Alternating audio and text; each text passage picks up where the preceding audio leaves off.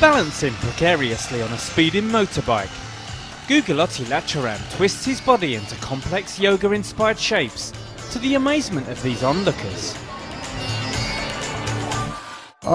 ఇంత రిస్క్ పడి చేశాను, ఇంత మటుకు ఏమీ జరగలేదు. And incredibly, the daredevil 40-year-old stunt rider performs without any safety equipment. ఆయన నా అంతట నేను కొద్దిగా భయం ఉంటుంది, ప్లస్ అంతకంటే చాలా హ్యాపీగా ఫీల్ అవుతుంది. Lachiram, a farmer by profession, has been a keen sportsman since his childhood. Two of his great loves are motorbike riding and yoga.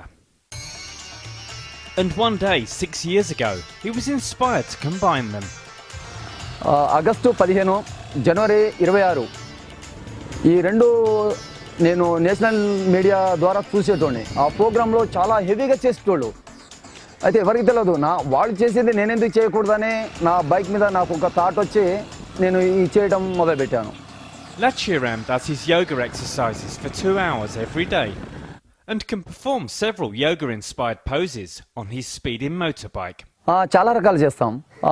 మామూలుగా పడుకొని కూర్చొని నిలబడి ఒక బైక్ మీద 3 చోట్ల నిలబడతా, ట్యాంక్ మీద మధ్యలో చివర.